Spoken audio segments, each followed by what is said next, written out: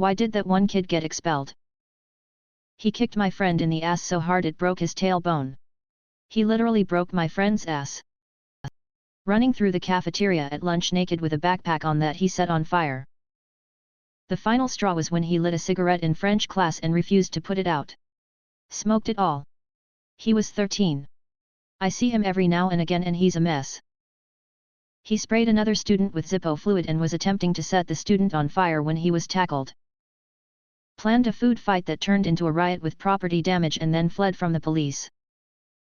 Kindergartner long list of threatening behaviors, foster kid with every kind of past abuse, told me he was going to shoot himself and then come shoot me. I refrained from pointing out his lapse in logistics. For lifting up his shorts and exposing his balls through the leg hole to the principal while said principal was escorting potential investors for the school. Russian exchange student in high school. Chased a squirrel, caught it, it bit him, so he swung it by the tail against a tree. He was expelled for having a detailed map of the school with locations where he wanted to place bombs and a list of students he wanted to kill and how he was going to do it. He kept getting caught having sex in the gymnastic room. They literally had cameras in the room and he kept bringing girls there between classes. Got caught like 5 times before he got expelled.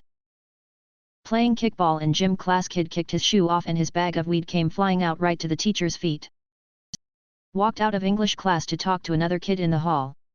The teacher was real lax so she didn't care. He walked out to talk to this guy. Fight breaks out in the hall. Teacher runs out, other teachers come help break up the fight. One teacher asks the kid that walked out class why they were fighting and he said he stole my weed. Kid who left class was selling and the kid in the hall tried to walk off without paying. Any other BS excuse would have just got him suspended. He stabbed another kid with a letter opener he made in shop class. We didn't make letter openers in shop class after that. Edit, this was in junior high in the mid-90s. Y'all reminded me of the time a different kid got expelled for writing fanfic about kidnapping and torturing the cheerleading team. Happened in kindergarten. There was a kid named Dexter who had severe anger issues. Every day a small group of kids would get certain jobs to do around the classroom, such as line leader, table cleaner, etc. Dexter got the table cleaner position and he was absolutely livid since he wanted to be line leader. What started off as a screaming fit escalated into him throwing scissors around the class, biting the teacher's hand, shattering a window with his flying scissors, breaking the tank that housed the class gerbils, and just trashing the entire classroom. The rest of the students had to evacuate the class while the teacher and principal attempted to restrain him. Security had to get involved. Never saw him again after that day. Downloading porn on the school computers was the last straw, he even used his own login. Edit, that was more attention than I expected. Thank you everyone who wished me a happy cake day, who knew I'd spend it talking about porn. Thought he was funny and decided to grab the SRO, Student Resource Officers, gun. Our SRO also happened to be part of SWAT. He did this as we all left end of day, crowded hall. I remember this vividly over 20 years later. This was also post-Columbine by like a month. Kid got slammed into a wall, put in cuffs. Arrested and expelled immediately. What is a movie that everyone has seen except you? Schindler's List. I suspect it'll make me feel terrible. Scarface. Godfather. Deleted. Citizen Kane. Fast and Furious. The Godfather Trilogy. Fight Club. Avengers, whatever the last one was. Interstellar, apparently. The Matrix. Everything, everywhere all at once. Pulp Fiction, just waiting for the perfect time to watch it. Avatar. The Twilight series, books or movie. I was a teen at its peak popularity, but it just never caught my interest. What's a harmless / non-serious secret you've kept forever? My mom was a meth addict. So my siblings and I grew up with very little. Normally she would pull her head out of her ass enough around the holiday season to sign up with a church or charity to get us a food box and some presents. However, by the time I was 11 she was so far gone we could go weeks without seeing her leave her room or her be completely gone from the house. I entered a drawing contest at my school around this time. I won a $100 gift certificate to our local mall. One day after making sure my siblings made it to school I played hooky and walked to the mall, about 3.5 miles, I bought my 3 siblings some presents, almost forgot to get myself something, ended up buying some discounted body wash, then had them wrapped there at the mall before trekking home. I hid the presents in the crawl space till the 24th. I was right, our mom did nothing. When my siblings were distracted by a movie, I snuck out and put the box of presents on the front porch before knocking and running away. I snuck back in the back door by the bathroom and heard my siblings yelling someone left a box on the porch that says Merry Christmas. I had also spent the last week before winter break going door to door asking for canned food donations, saying it was for a food drive at my church. I didn't have a church, so that we didn't spend the whole winter break hungry. I'm so glad all four of us made it out of our childhood and not one of us took the same path as the woman who birthed us. Edit spelling. My friend is a major, Death Cab for Cutie fan. They came to our city a couple years ago, and I knew she wouldn't be able to afford the tickets to go. She was upbeat about it, but I know she was devastated by it. I bought tickets. 2 days before the show, I told her that the friend I originally planned to take couldn't go, and would she please come with me? There was no other friend. Told her I loved the band and would be sad to miss them. She of course accepted, and had the time of her life. She's doing much better now, but every couple of Christmases or birthdays, she gets me some Death Cab merchandise because she knows how much I love the band.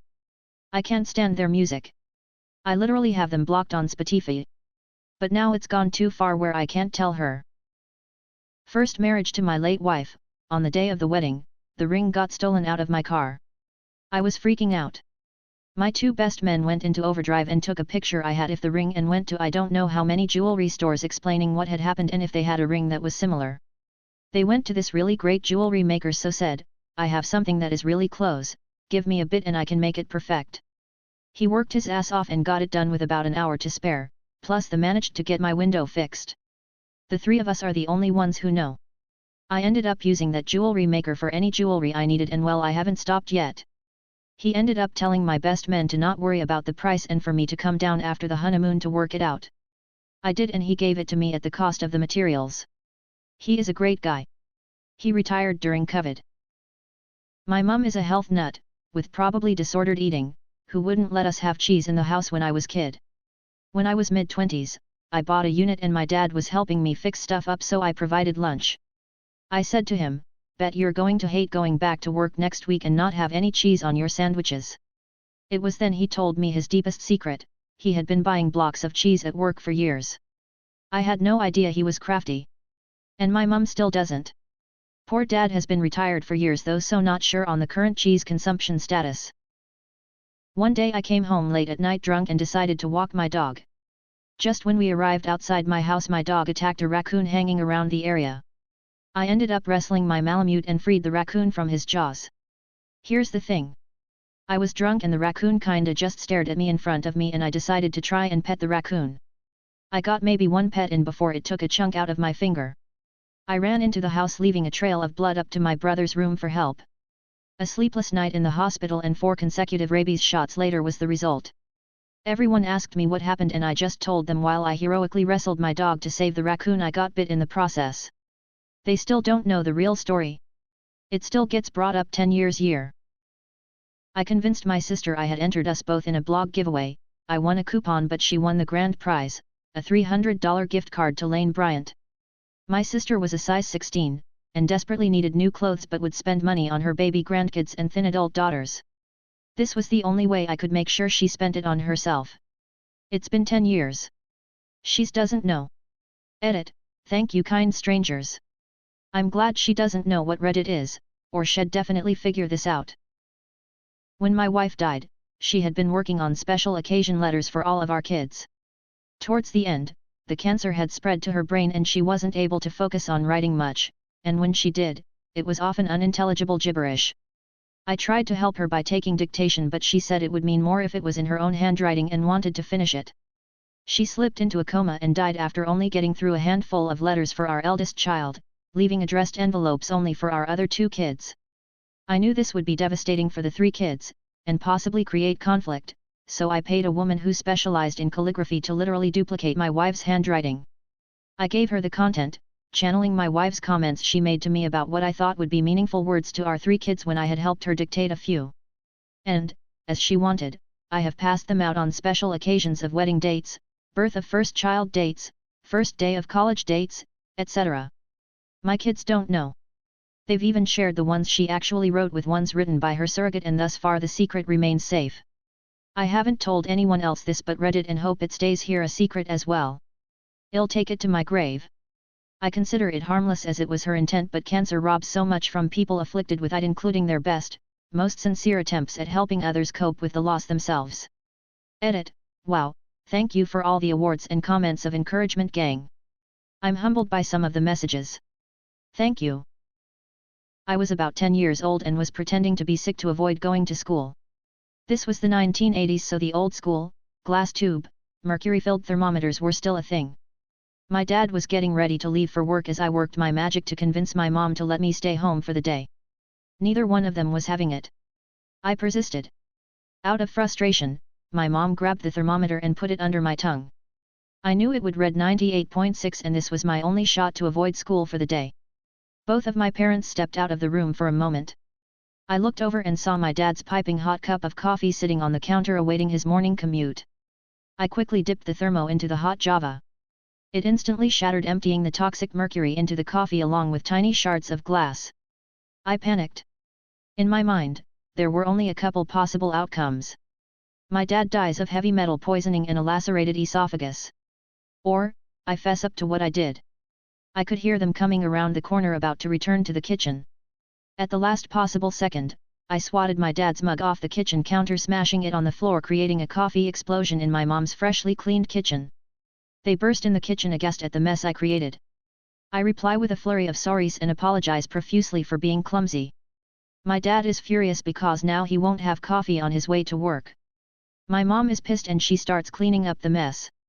In the chaos, everyone forgets about my claims of illness. I slipped the remainder of the broken thermo into the trash and went to the bus stop, saving my father from a horrible death, at least in my mind at the time. Until this day, I have never told anyone about this. In 1998 I had a friend who was stuck in a very toxic situation at her home. She had an opportunity for a new start across country in Oregon. She had a Dodge Neon that was hanging on for dear life and decided to pass on the opportunity for fear the car wouldn't make the trip. I told her I had a friend that was a mechanic that owed me a favor and he would give the car a tune-up for free. I didn't really have a friend that was a mechanic. We were both 18 with not much money, but I used all of my savings to pay to have her car made roadworthy for the trip. She's a mother of 4 now with a great job and thriving in Oregon. I'm Canadian, and in high school, I had a crush on this girl who was originally born in the US. To try and impress her, I pretended I was an American who immigrated to Canada too. I was so committed that I even gave her the address of my old home. It was really just a hotel I had stayed in while on vacation in Florida with my family. Since it was the early 2000s, she never verified. We didn't end up dating, but to this day, I never came clean. I wonder if she still thinks I'm an American. My dad is a doctor. When my daughter was little, she was terrified of hurting her ankle. Like any time she got the slightest twinge or rolled it slightly, she was convinced it was broken. My dad would take her to the office and run a fetal heart Doppler over her little ankle and tell her it was an X-ray machine and her ankle was fine.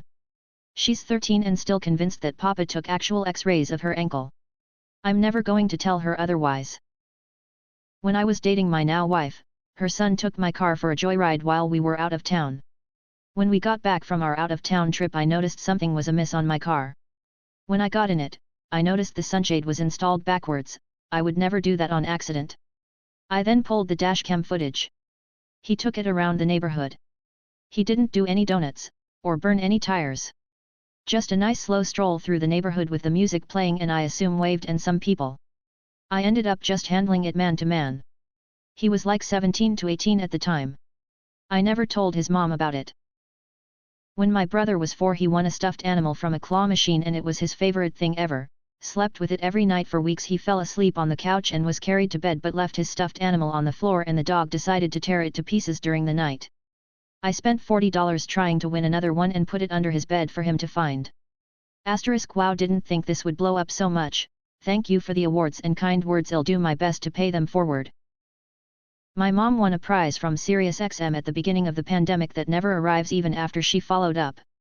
She had been so excited to win something for the first time that I finally found a record store with the items she won, paid for them, and arranged with them to use a generic shipping label and include an apology for the delay and congrats for winning label. She loves her prize and forgives them for RHE delay.